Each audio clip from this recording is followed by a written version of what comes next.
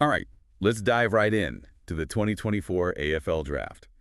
Everyone's buzzing about who's going to be the number one pick, right? Yeah, this year is wild. Unlike the last few drafts where there was a clear favorite early on, this time it's anyone's game. So many players could be the top pick, and everyone's got different opinions. Okay, so we've got Jagga Smith.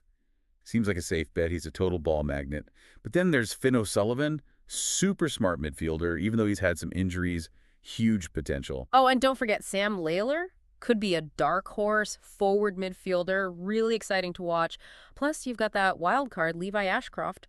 Father-son pick for Brisbane could shake things up if a bid comes in early. Exactly. And Richmond, they've got that number one pick. They've been linked to all these guys. It's a bit like they're playing poker, huh? Keeping their cards close. But if you look closely at all the rumors flying around, you might just get a sense of what they're thinking. All right, so let's play detective then. Our first clue is this poll by Fox Sports. They asked 19 draft prospects who they would pick number one. Jagga Smith came out on top, but only with 7 votes.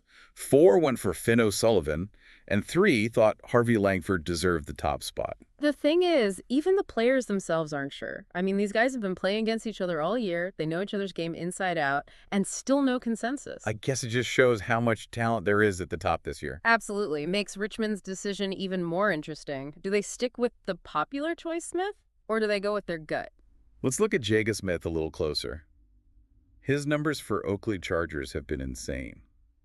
33 disposals, 33 again, then 50, yeah, here's that right, 50, and then another 40 in 4 games straight. And it's not just empty stats. This guy's winning clearances, driving the ball inside 50, setting up those scoring opportunities. Plus, the other guys coming up, they rave about his work ethic. Yeah, one even said that people who don't even follow the draft would be amazed if they saw his stats. So the big question is consistency the key to being number one?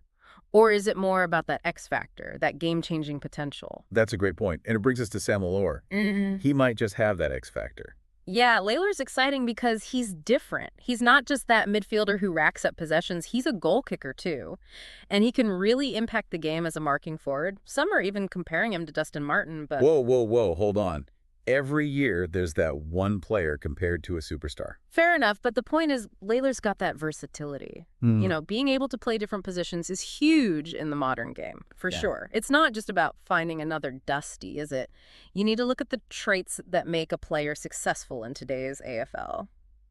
Speaking of, have you noticed Josh Smiley? Started the year as a potential number one pick, but he seems to have slipped down a bit. Yeah, what happened there? Lost his form, or is there something else? I think it's more about where he fits in, you know? He's got the size, 194 centimeters, and he's athletic, could be a dominant midfielder, but some recruiters reckon he'd be better in defense. Interesting. So, tons of talent, no doubt, but people aren't sure where he belongs on the field.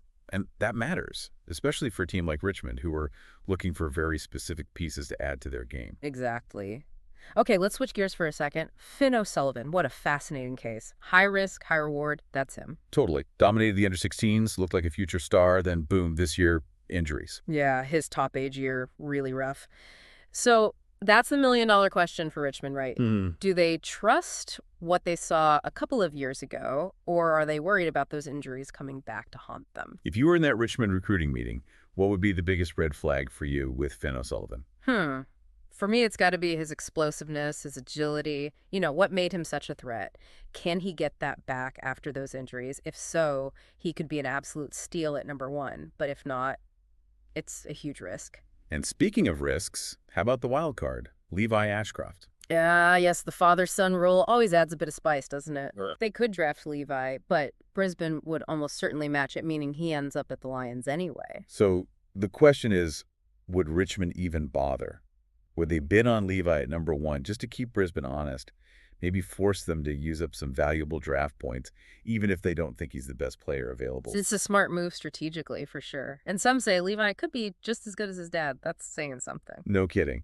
Okay, so we've covered the main guys. Smith, Lalor, O'Sullivan, Smiley, and Ashcroft. 5 potential number one picks, just like that. But we got to mention a few others, right? You bet. Sid Draper from South Adelaide, for one. Some are comparing him to Caleb Sarong, another South Aussie midfielder, and he's had a cracking start to his AFL career. And then there's Harvey Langford. He was outstanding in the championships. Even won the Lark Medal as the best player. It all comes down to this. The talent at the top of this draft is incredible. And whatever Richmond decides is going to have a knock-on effect on everything else. Okay, listeners, it's your turn. Who do you think Richmond should take at number 1? And, more importantly, why? Tough choice, I know. Think about it this way. If you were building a team from scratch, who would be your cornerstone? Who has the skills, the mentality, the leadership to make a team great? Yeah, it's a great question, because picking number 1 doesn't guarantee you anything, right? Plenty of top picks have had amazing careers, but there's others who haven't quite lived up to the hype. Absolutely. It takes a lot to become a star. So much development, hard work, a bit of luck too. And let's not forget, these are young guys, teenagers. They're about to step into the spotlight, and the pressure of pro sport is immense. It's kind of crazy when you think about it. They're still finishing school, figuring themselves out, and suddenly they're supposed to be the face of a club carrying the weight of all these fans. It's like a real-life drama playing out right in front of us. Exactly, and that's why it's so interesting to follow them, not just right after the draft, but their whole careers, seeing them grow, facing challenges, hopefully doing great things. So, to wrap up our deep dive into the 2024 AFL draft, let's go back to that first question. Who will Richmond pick at number 1? Will they play it safe with Jagus Smith? Or take a chance on Sam Lalor, Finn O'Sullivan, that high-potential upside?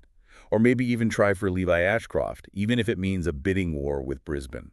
We've talked about the contenders, the possibilities, the surprises that could be in store, but at the end of the day, it's Richmond's call. And one thing's for sure, this draft is shaping up to be one we'll remember. Can't wait to see how it all plays out. Me too. Thanks for joining us on this deep dive. Now, go make your own predictions.